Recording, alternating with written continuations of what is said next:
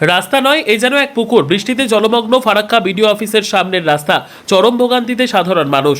সামান্য বৃষ্টি হলে হাঁটু সমান জল জমে যাচ্ছে ফারাক্কা বিডিও অফিসের সামনের রাস্তায়। গুরুত্বপূর্ণ এই রাস্তাটি বর্তমানে কার্যত একটি জলাশয়ে পরিণত হয়েছে। ফলে চরম দুর্ভোগের শিকার হচ্ছেন বিডিও অফিসে আসা সাধারণ মানুষ, সরকারি কর্মী, ব্যবসায়ী, ছাত্রছাত্রী সহ হাজার হাজার পথচারী। স্থানীয়দের অভিযোগ, দীর্ঘ কয়েক বছর ধরে নতুন ফারাক্কা ব্রিজের নির্মাণ কাজ চলছে, কিন্তু সেই কাজ এখনও সম্পূর্ণ না হয় এবং পর্যাপ্ত জল নিকাশির ব্যবস্থা না থাকায় সামান্য বৃষ্টিতেই রাস্তা জুড়ে জল জমে যাচ্ছে।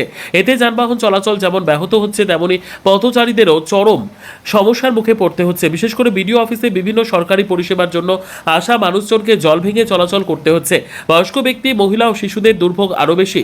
অনেকেই আশঙ্কা প্রকাশ করেছেন, রাস্তার নিচে বড় বড় গর্ত থাকলেও জল জমে থাকার কারণে তা বোঝা যায় না, ফলে যে কোনো সময় বড় ধরনের দুর্ঘটনা ঘটতে পারে। স্থানীয় বাসিন্দাদের দাবি, দ্রুত নির্মাণ কাজ সম্পূর্ণ করার পাশাপাশি স্থায়ী জল নিকাশি ব্যবস্থা করা হোক। প্রশাসনের দ্রুত হস্তক্ষেপে দীর্ঘদিনের সমস্যা সমাধানের দাবি জানিয়েছেন এলাকাবাসী।